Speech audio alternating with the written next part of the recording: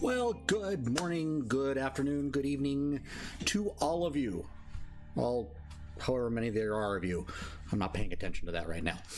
I am Kahuna the Elder, also known as Leo. Welcome to the inaugural stream of From the Kahuna Lair. This is my vision of the Kahuna Lair. If you really looked, it's about a 2x4 space inside my garage. So if you hear weird wind tunnel noises, that's the air conditioner kicking on. Weird bubbling noises, it's the water heater. This show has no budget. So hey, Tillers is here, Terry is here, glad to see you guys here, and hope we'll have some other folks join on. So what is this show about? Well, first let me go into what I'm doing. I had an idea for a story start percolating in my head about 30 years ago. Started trying to write it a few times, thought, oh, I can make it a comic book, or maybe I could do something else, anything else with it, a movie script, a whole bunch of ideas. And you know what? I never got anywhere with it. And so the issue was that once I didn't get anywhere with it, I kind of left it sit. And I would pick it up every once in a while, do some writing, and then it would go away again.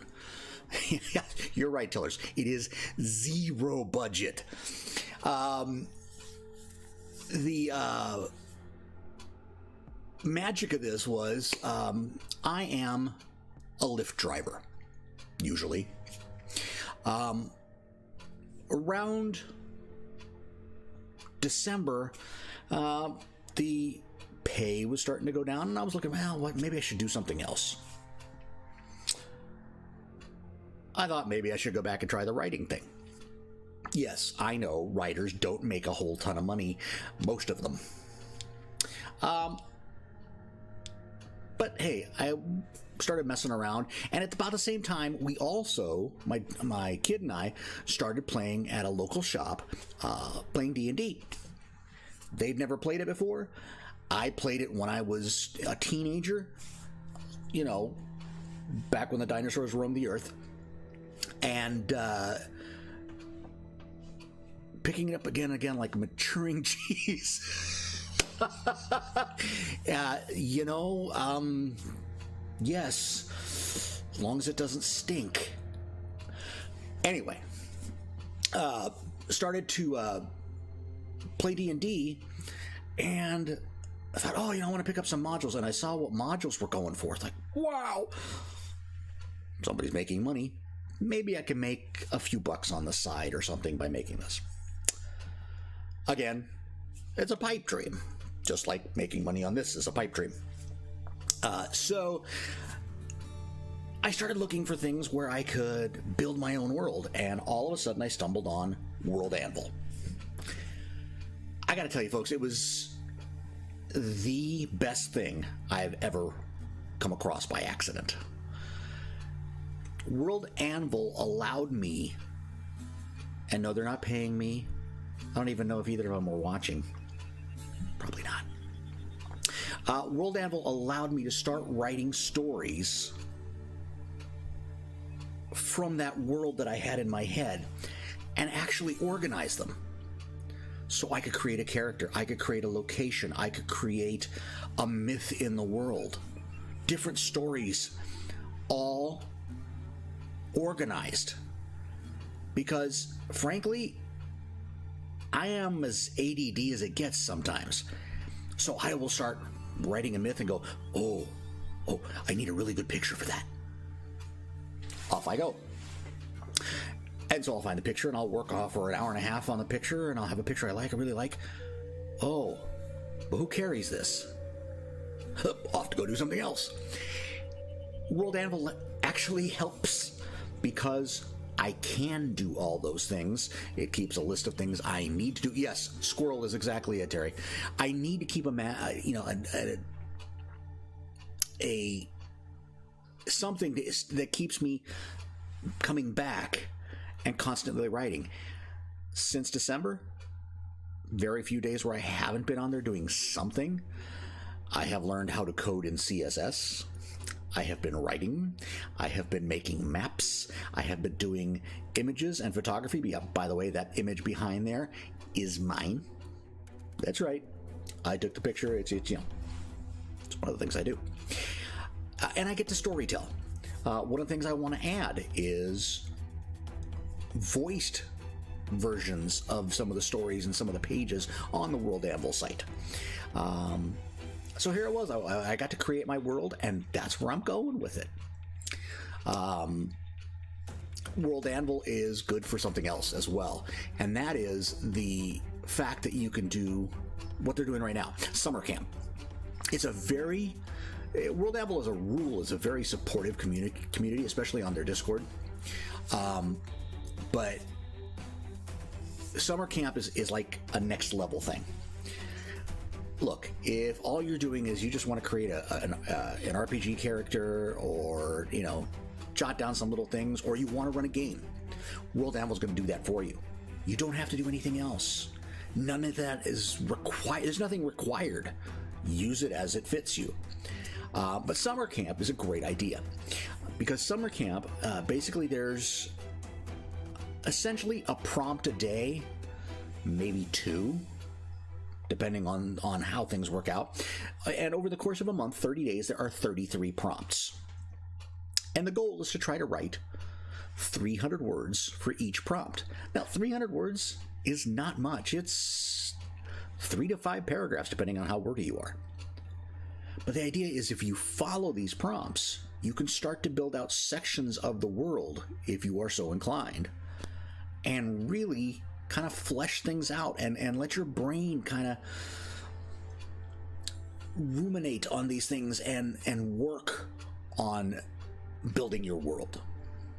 And that's exactly, I'm not doing summer camp for any kind of a competition or anything like that. I'm doing it because I need a little more structure. And so by doing the prompts, I get to follow the structure. So it's a lot of fun so far. I've written a couple prompts. First couple, let me check my notes here. Geography. We needed to write about a celestial body. Well, I wrote about the twin suns in the world I've created. There's 2. And yes, I got to light up. Hey, welcome, Secondhand Samurai. Light it up. Look at all you guys coming up. Woohoo! Welcome. I'm guessing there was a raid. Well, welcome all of you. This is the fun part. Welcome all of you, and just catching you up, I'm talking about summer camp, which is what everybody wants to talk about right now. The first prompt was a celestial body. I talked about the twin suns. I learned about the how binary suns rotate about a central point. I learned about, you know, how their gravitational pull works and how perhaps that affects the orbits of planets around them. I also had to think about, well, how does the heat and the light change as these rotate and as the planet rotates around them? So I'm getting to learn cool stuff, which, you know, forge the light. Okay. Stop drinking. It's too early. The nice thing about it is it indulges, as Terry said earlier, my squirrel, which I tend to, if the suns rotate around themselves, does that mean there are periods where only? Yes, actually, that's a great question, because that's something we worked on. And it depends on where the planet is in relation to the two of those. So the planet orbits both suns, and the suns rotate each other. So depending on where the planet is around that rotation, it may see one sun, it may see 2. And because of that, the amount of light and the amount of heat that is generated varies. And so they go through periods. I set the period at about 11 years between peaks. for heat. So it's about 11 years. About every 11 years, they go through a really hot period because both suns are shining. And they're getting equal, and they're roughly equal size. And then, about halfway through that period, one sun passes in front of the other,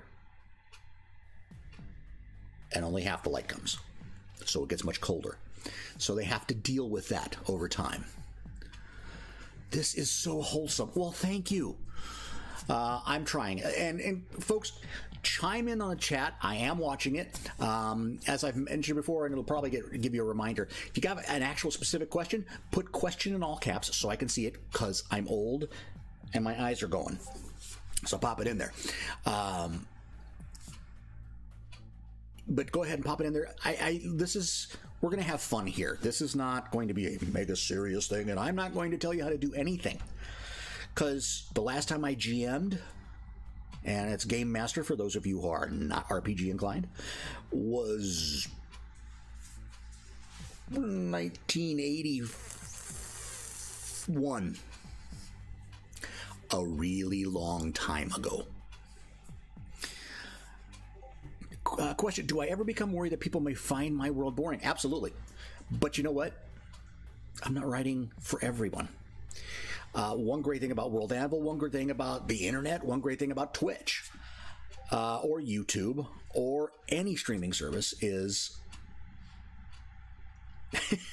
as a friend of mine said, and I'm going to clean it up a little bit, there's a butt for every saddle. Which means if there's not something you find here, you'll find something that, you know, if it's not me, it'll be somebody else. You'll find it. I write for what I enjoy and what I hope people enjoy. And if they don't, they'll find something they do. And I'm not going to be offended because I don't watch everything and I don't read everything. So yes, I don't want it to be boring. You know, going into too much detail can be boring. Not giving enough detail makes it kind of confusing. So I try to do both. Let's see here. Let me scroll up a little bit because I saw a couple of questions here. Did inhabitants develop some sort of protection against the big amount of light? Depending on the culture, yeah, they all did. Depending on the culture is how it worked. For example, in one of the cultures, they have been working something that they call black glass. Black glass is similar to what we would call obsidian. So it's a hard, but very brittle stone, but it can be worked. And so it also, when it is thin, acts as a filter for light. So when the light comes through, it's not as harsh. And they use this for windows. They'll use it for, in some cases, for even roof tiles, so that they can get sun inside without, you know, setting themselves on fire. These kind of things are all, that's kind of the fun of building this world. My world currently only has one country in it that I've fleshed out at all. There are a total of 9. Yes, there is a big bad villain. He will show up later. But the whole point is that with one world, with one country, I can start a story, but there are simultaneous timelines that go on. And the history of this world, the known history, is about 8,000 to 9,000 years. Yes, I made a mistake on one of the first challenges I ever did on World Anvil. It was about timeline challenge. I created a royal family tree with 147 kings and queens. 147 rulers. That was nuts. Way more detail than I needed, but it gave me great jumping off points for lots of stories. Like, one of them is the boy king who was crowned king at 5 years old, or the little tyrant, the 16-year-old who, you know, was raised to the crown and used it any way he wanted to. So it's one of those things where I really kind of work on it, and try to come up with these different storylines. And yeah, I went way over the top. I wasn't looking to win the competition. What I was looking was to create a structure, and now I can build out from that structure. You just don't have to do it to the level I did, because again, I got super focused and didn't ADD at that point, and everything kind of blew up. Black glass reminds me of biotite, which is a black form of mica, bendy like plastic, will not shatter. Ooh, I'm going to have to research it, because I actually have a storyline, and actually I'm writing it as let me go back one step. Part of what I'm doing this world for is there is a story and a number of stories that shoot off of it, but also I want to create RPG adventures, and one of those adventures does involve people who have handled and were artisans in black glass. So I'm really gonna have to research biotite to see if there's something in there that I can tweak a little bit in my story to make it work great. 5 worlds at one time. That is wow. But then again, I'm doing it with 9 countries, so I understand. And again, I think the really great thing about it is that it gives you the ability to really kind of work on different things and create different story hooks. You know, I've got hooks for days now. I just writing that one timeline, I have got all kinds of stories. There can be stories about wars. There can be stories about palace intrigue. Keep in mind that the current set of storylines and the current all happened after a cataclysm that was about 4,500 years ago. There's 3,500 years of history before that. And yes, I wrote the timeline from that cataclysm all the way forward. Question: any advice for creating unique or interesting things to add to your world, like worlds have Valyrian steel or black glass? You know, here's how I think about it. I create situations and I create the storyline, and every once in a while something goes, huh, how are they going to do that? What's the deal there? And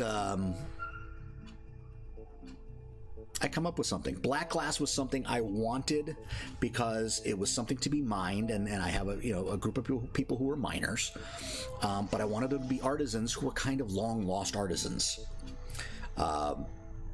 and so it needed to be something that could be worked, that would be beautiful if it was worked properly, but was also difficult to work, but had value. And so I just came up with this idea, and I started researching sculpting and everything, and all of a sudden I came across some obsidian glass pieces. There were cups and stuff like that, and I thought, there we go, let's base it on that. So that's how I get to. Oh, by the way, if you hear the dogs in the background, remember, I'm in my garage. Yeah, they want to get in because they hear Dad talking. I have 3, 2 little guys, and 1 beast of a husky.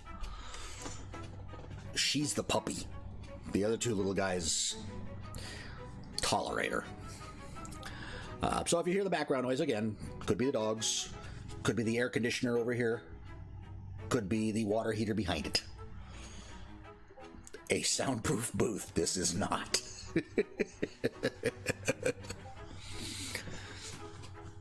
And yeah, Terry knows her. Yep, she is a beast. So part of the other thing, so I'm creating some D&D adventures. Let me back that up. I'm creating some role-playing adventures. I started with D&D because it was what I was familiar with, but like a lot of folks, kind of torn with D&D because I started with AD&D. This is before version numbers.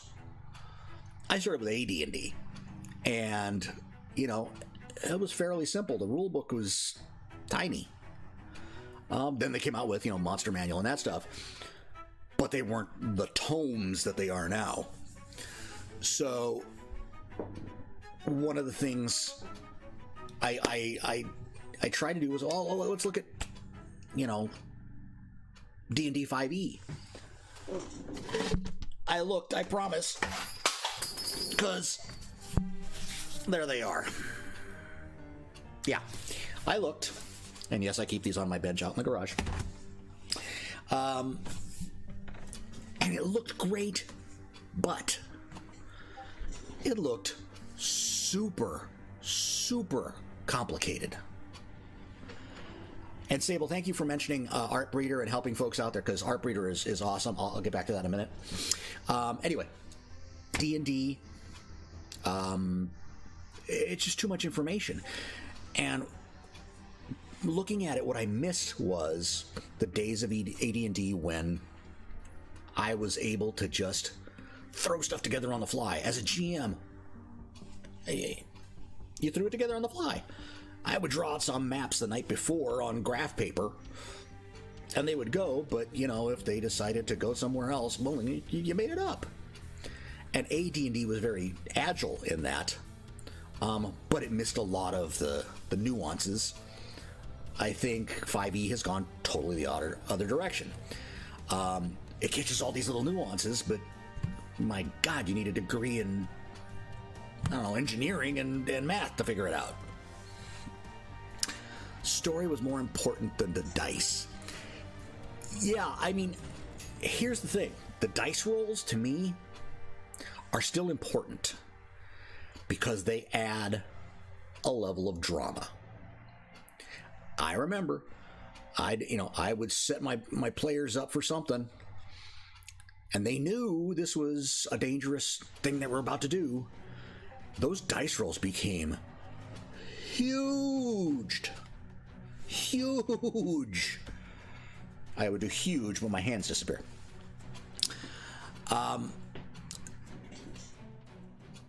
So, and I've looked at some other systems, and there's some I like and some, okay. But I thought, I'm going to create my own. So I've got one, and you can see the logo right down here. I haven't figured out how to do this thing yet. It's called KS20. Stands for Kahuna Simplified 20. There is exactly one die needed. Yes, I have a dice. Not my good one, though. Hang on. And yes, I keep these at my bench, too, right on my pegboard with most of my tools, because they are tools.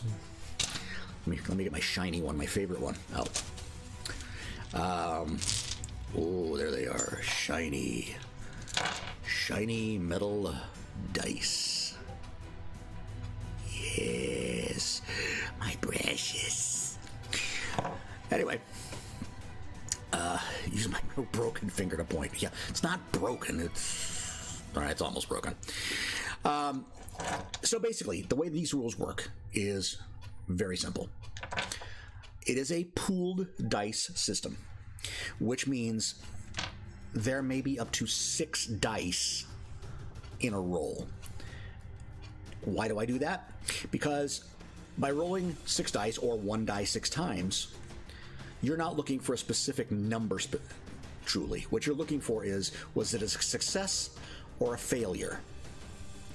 So with 6 dice, you could have 6 successes, you could have 6 failures, or anywhere in between, because a failure cancels a success. So if you roll 3 and 3, it's a draw. What happens?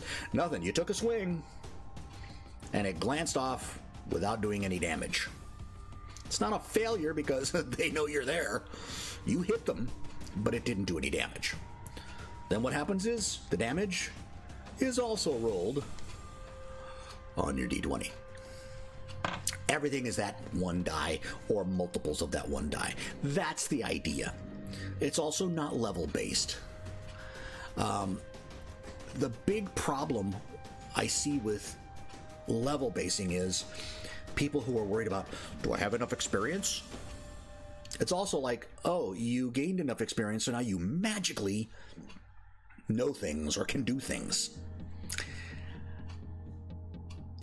Not that I want fantasy to be realistic, but there has to be a progression. So in this system, you have different characteristics. There's an offense score, a defense score. There's a fortitude score, which is similar to the constitution score in D&D, which it simply says this is how much you can take and how quick you heal. There is the life score, which is the hit point score. And then there is a skill score. And what you do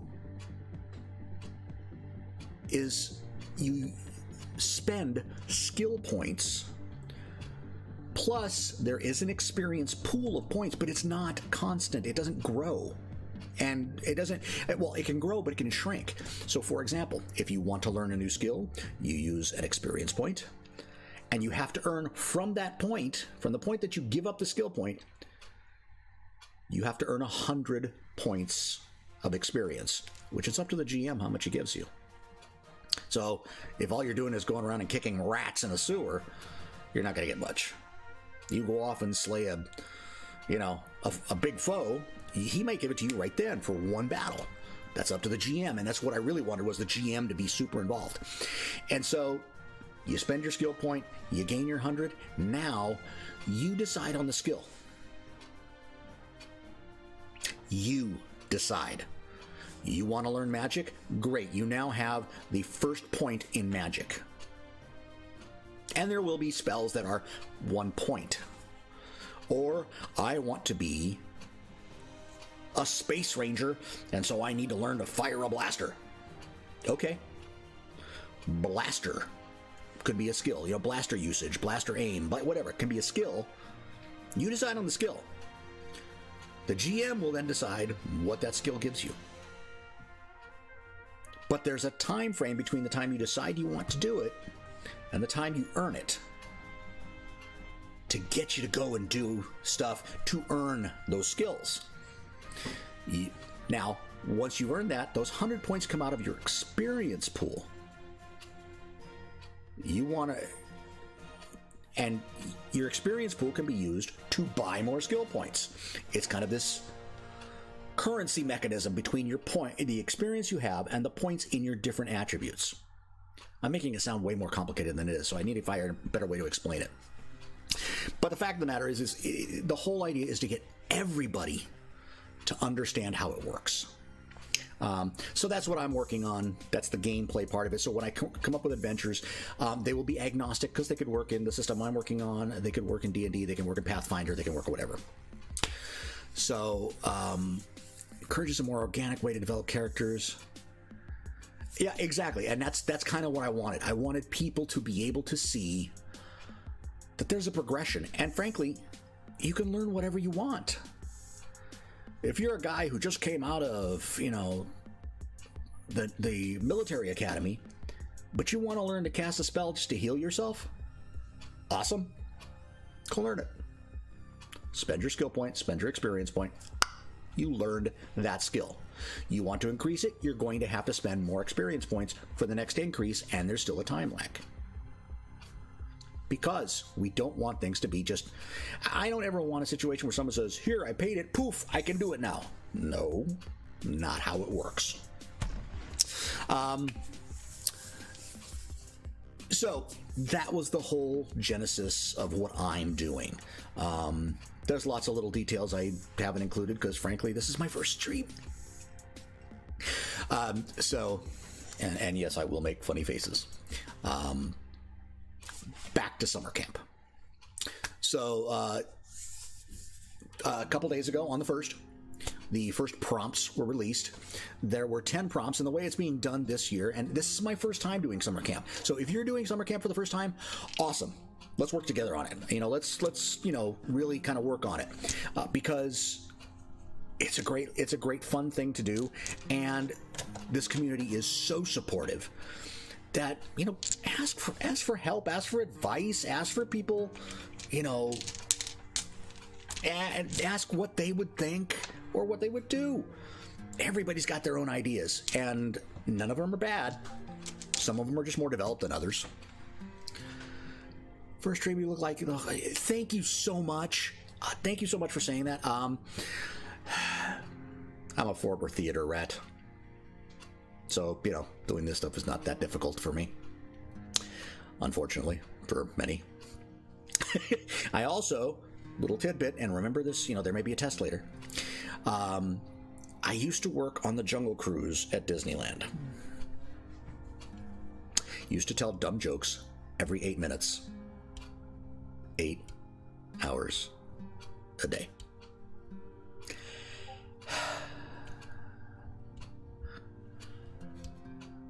Yes, you're right. Yes, I was in theater, and no, I will never say the name of the Scottish play. At least when I'm on stage or you know, in this.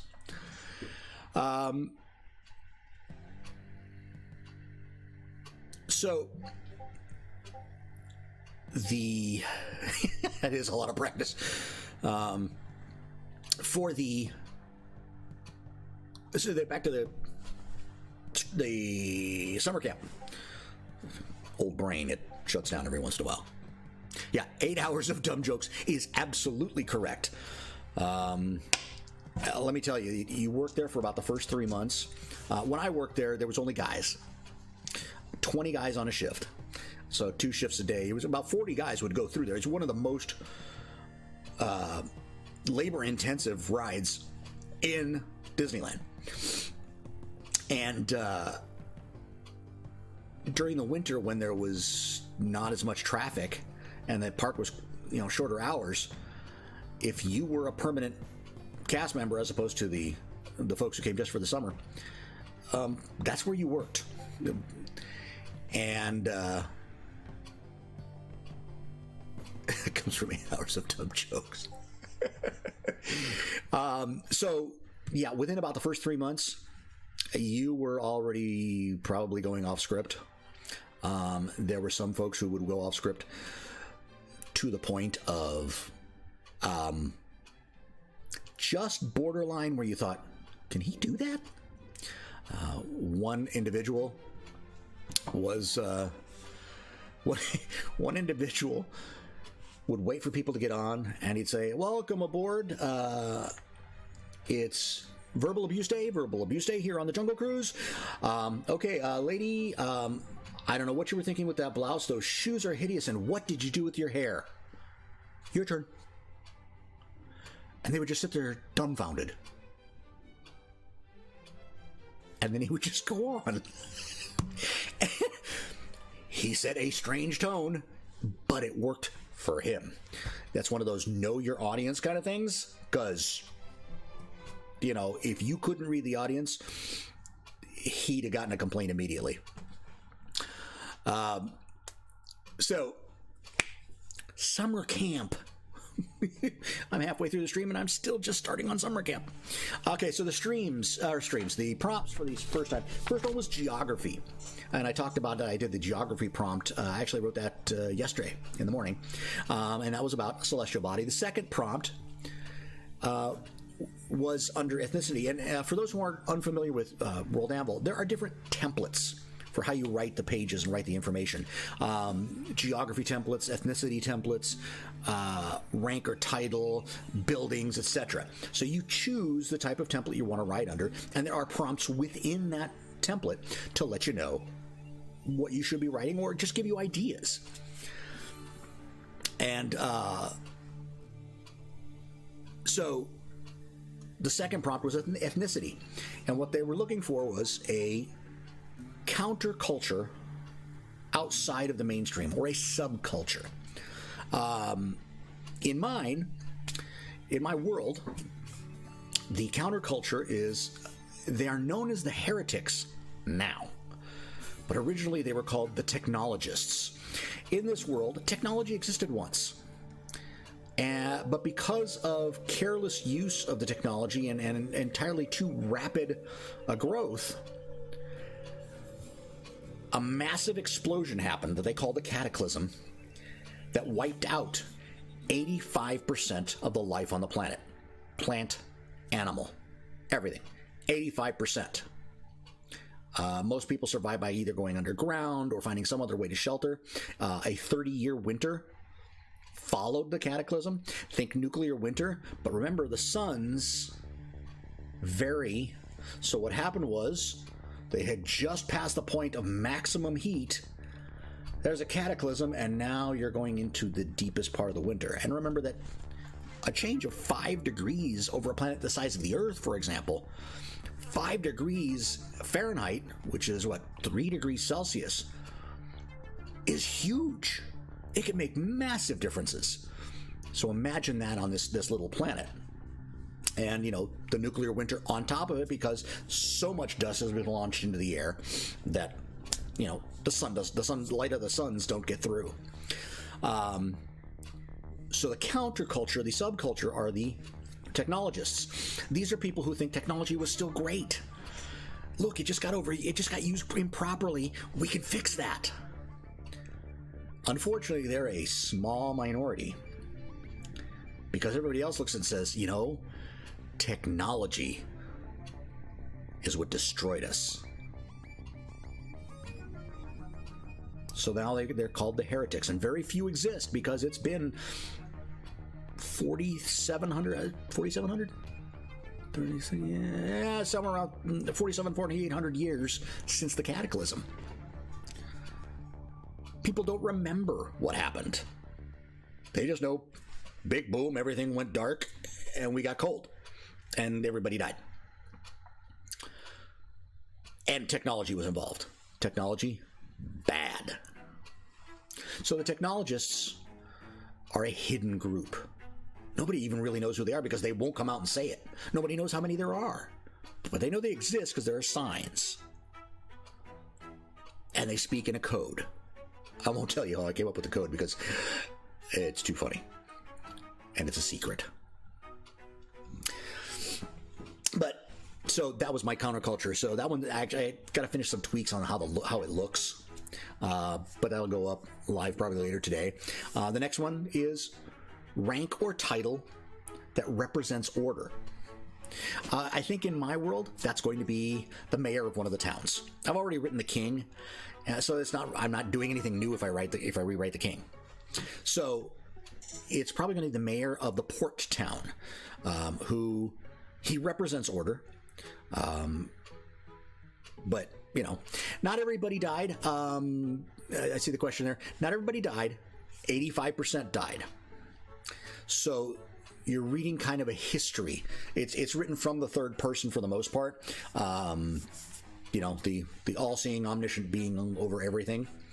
But not everybody died. In fact, a big portion of the story is who survived and how they survived. The royal family in one of the countries, the one that's got 147 royal family member, rulers in it, that timeline, they actually came about because one individual who came from a family of miners took people into the caves, as many as he could, into the mines, and they had a hard time, but they adapted. And this one individual actually became the first king because he was so instrumental in getting them through that 30-year winter that they felt he should be their leader. And so they named him king. And from then on, his family line has been the rulers. So that's one of the storylines, is how did they survive? There will be others who survive. Some of the ones that survived didn't have cover. There are creatures that are called the abominations. And they're all different variety of species, but the abominations are creatures that survived the cataclysm, but the effects of what happened, the cause of the explosion and the aftermath, caused enough genetic changes to deform them, give them different abilities, take away abilities. One of the featured species in the world. There are dragons here, but originally the dragons were small, maybe a 6 foot long, and they were friendly. Nobody had really tamed them, but, you know, as dragons are wont to do, they were interested in humans, so they kind of went around. Well, since the cataclysm, there's very few dragons. But the ones that are big. Big, big dragons. So there's a whole different change.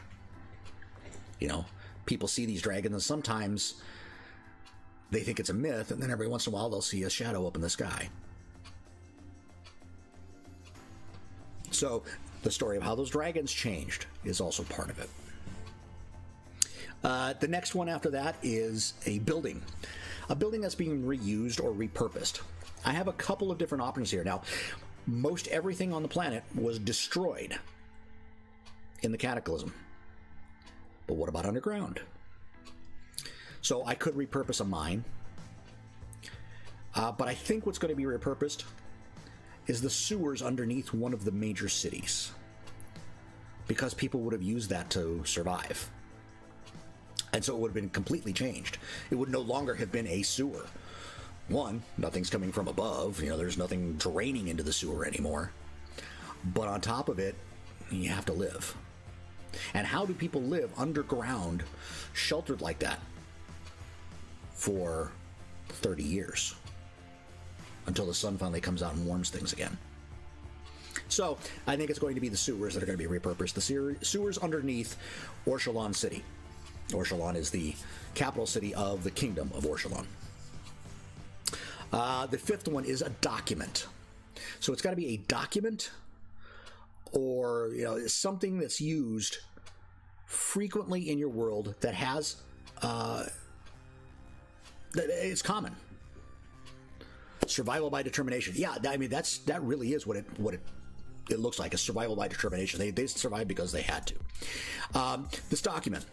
In mine, it's probably going to be something along the line of a common bill of lading that is used to indicate something has been cleared through a form of customs. It's come into the port. It's headed to the seat of the capital of the kingdom, and there's got to be a bill of lading. It's got to be something saying, here's who it comes from, here's who it goes to. Doesn't necessarily have to say exactly what's there, but, you know, truckers nowadays carry a bill of lading showing what's on their truck. So should anybody else who's transporting.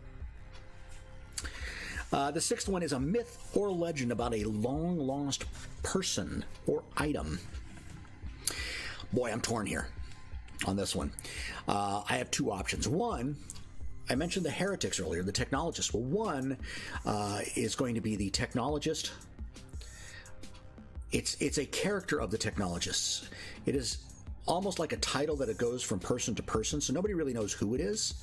But it's the quote-unquote leader of the technologists, if anybody can ever find them.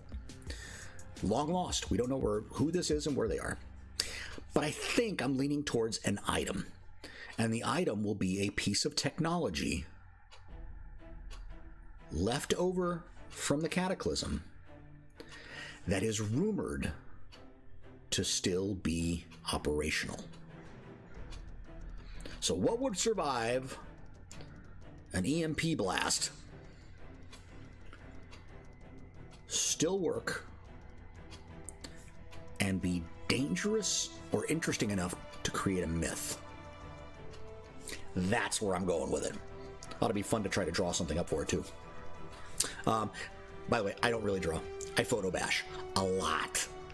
I find photos upon photos and mish and mash and yeah, I photo bash a lot. One site, actually two sites that I want to make sure you guys hear about before, you know, on that note. Unsplash. Unsplash is awesome because it's all stuff that's been licensed Creative Commons. You are not required to credit the artist, but it's a good thing to do if you use it straight up. The other is artbreeder.com. Artbreeder.com is really fun. Be careful because it is a time sink. Artbreeder is a place where you can upload an image of, say, your face. And then, using the tools on the site, you can morph that face between that and another randomly generated face, or make changes to it, age it, change the skin tone, change the smile. You can completely reconfigure it and then say, it's close, give me variations. And it will show you variations of that face. I used it for that 147 person timeline because I wanted them to have some family resemblance from generation to generation. So I literally started with one, made a few changes, changed the age to match, second one, and went on and on and on. Yeah, let me drop some links in here. So I should have thought of this before I started. Here's one of the things when it's the first time you're streaming, is like, oh yeah, I'm supposed to be doing something like that. So let me. Yep, Sable's got artbreeder.com. The other one is Unsplash, literally like it sounds, UNSPLASH.com, Unsplash.com. Both are free sites. You will spend way too much time on Artbreeder, and you might spend too much on Unsplash because there's just some great images on there. And some of it is not even photography. Some of it, there's some sketches. There is CGI artwork. So it's awesome. I used it to art bash an ancestor of a carrot. Yeah, it is incredibly good. It's incredibly good. Like I said, you'll spend way too much time on it. So, yeah, I think in this case it's going to be the legend. The myth or legend is going to be this legend of this item, which of course leads to the seventh prompt, which is an item. So in other words, you write up the myth about the item, and then you tell me about the item. So that's what I'm going to do. Is I'm going to write the myth about why people want this, what they think it is, and it can run for, it can change the world.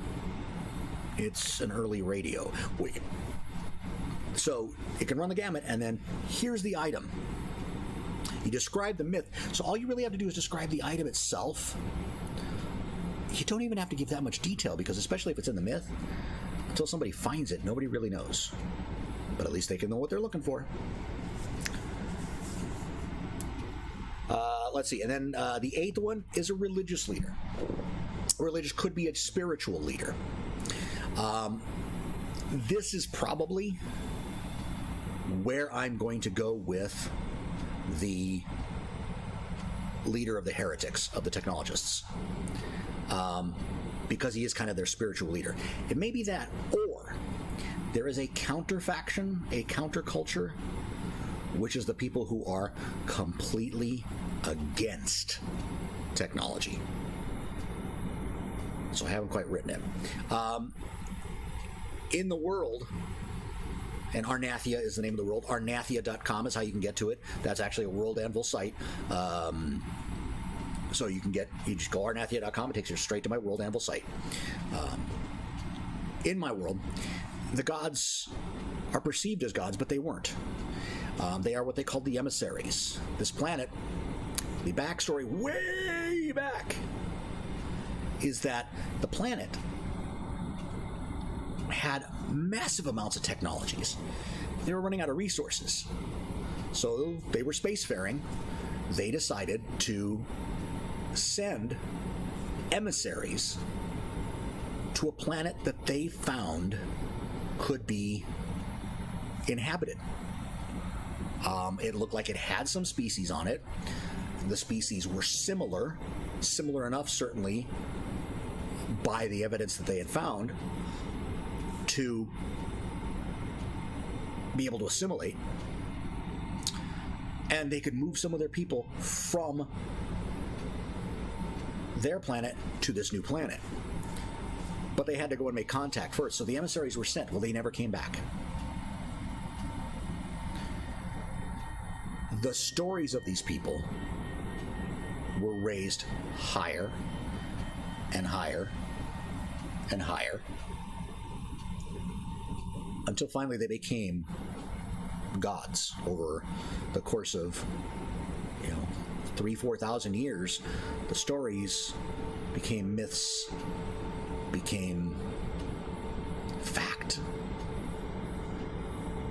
So those who are against technology follow what they believe is the teachings of one of the emissaries.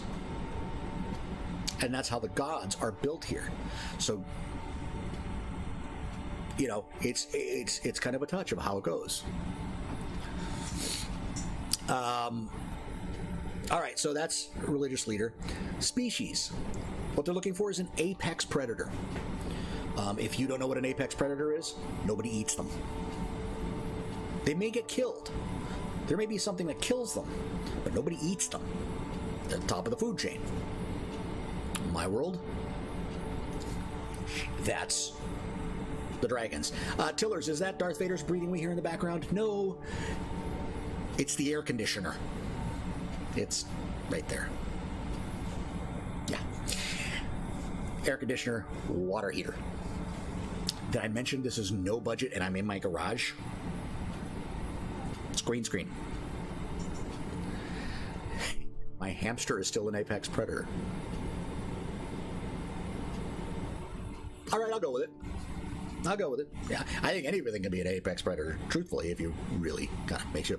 AC makes me cool. Well, actually, there's a leak in the AC, so that's actually completely factually correct because the leak comes right down underneath my bench, right past my legs. So, yeah, it's probably the coolest place, well, at least in the garage. So... so apex predator, in my world, it's the dragons. So you'll find out more about the dragons and everything about them. You're going to find out about their eating habits, their prey habits, the different variations of the species.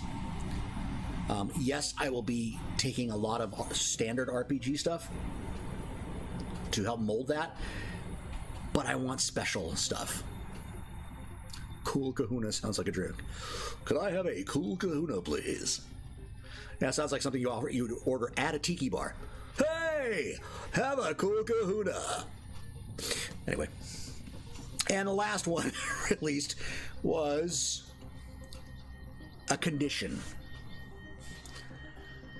The condition is something. The condition is usually it's a disease or something like that, something that affects them, and this one is brought upon them by either a drug or a medicine. So, for example, you may take a medicine that makes you invisible, but what are the side effects? Or you may take a recreational drug that makes you feel great and not totally coherent. Kahuna Tamama. Humans can also be considered, nobody eats us. True. We are considered an apex predator because we generally don't get eaten as a rule. It's usually a mistake when we get eaten or absolute survival. We are not hunted as prey that I know of. Could happen. So those were the first 10 questions of summer camp. Again, the condition was something induced by a drug or by a medicine.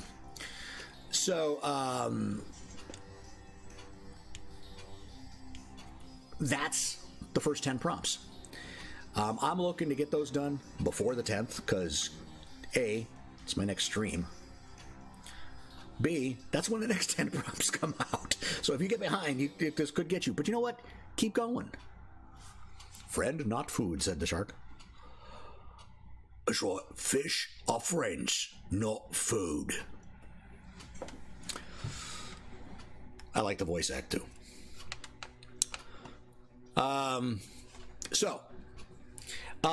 We're getting close to the end here of our first stream, and thank you so much, everybody, for being here because it's awesome. Makes me feel great to have a great start to the stream.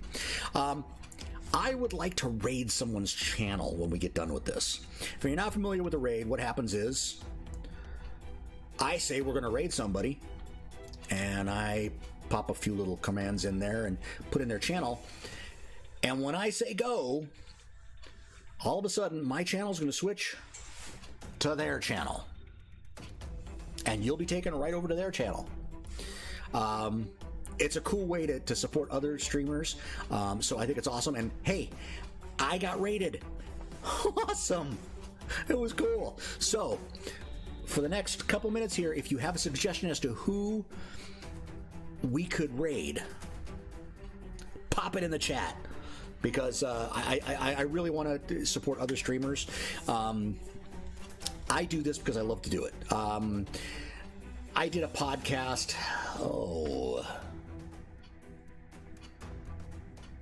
10 years ago almost now, and it wasn't nearly this fancy. It was from my kitchen table. So actually, it was, in that sense, it was a lot more fancy. It was on the kitchen table. But other than that, you know, it was not all that great. Terry, who was on the chat, he could tell you it was crazy. Vampires might hunt humans. But do they technically eat them? They prey on them as sources of nourishment, so I guess in a way you could say they eat them, but they don't consume them. Well, I guess in a way you could say they consume them. I'll get back to you on that. No one on the streaming calendar for a half hour.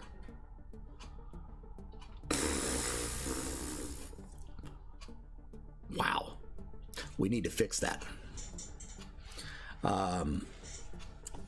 There are a ton of people on the World Anvil Discords that stream. In fact, if you go onto the Anvil Streams channel on the World Anvil Discord, you'll see the streams as they come up. Everybody's great. All different takes. Some are into game systems, some are into the art, some are, you know what? Go. Check it out, because they're awesome streams. Humans are 70% water. Wait, 90%. Go with 80 and we'll call it even. Speaking of Discords, I want to invite you guys to my Discord. I've actually started a Discord after party. Yeah. So basically, look, we can continue this conversation on the Discord after this, because it's cool. Before December, I'd never been on Discord. Now, I spend an hour catching up on what happened overnight. I need to get a life. So let me drop in here the Discord link. So there it is. That is the after party. I'll be in there here in about 2 minutes to check things out. The body's 73% for the heart and brain, 60% for the body as a whole. According to what if I need to research better. So, yeah, oh yeah, Shyred Fox does have the streaming calendar. She and I are actually working to try to make it a great calendar that'll be live updated by whoever's streaming, so they can go in and change their stream times or add a stream time, and you'll see it live by going to a link.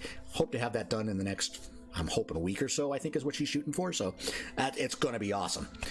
You'll be able to go in and see the World Anvil streamers specifically on one page. Great idea, and I'm all behind it. You know, we've got to share each other. So again, join us on the Discord, on the after party. If you don't have somebody else to go follow, because apparently there's about a half-hour gap between streamers here. I'll be on the Discord. We can have some fun there as well, and hopefully you'll join me next week. Now, next week we're an hour delayed because World Anvil is streaming their next 10 prompts at my usual time, or the time I chose, which is 11 a.m. Pacific, 2 p.m. Eastern, 7 p.m. London time. Zog Magdog will be on in a bit. Yeah, when he comes on, everybody go there. We'll rate him from Discord if we have to. So anyway, I'll be on at noon, 3, 8 next week, but I'll be back to the 11 o'clock the following week. So hopefully you can be there. I hope you had a good time. I want to really thank you guys for participating. I love the fact you guys were here. It makes me feel great. Hopefully you got a little inspiration or at least a laugh or two. We'll continue this. I love you guys for coming on, and at the end of the day, stay out of trouble, or at least don't get caught. We will see you next week.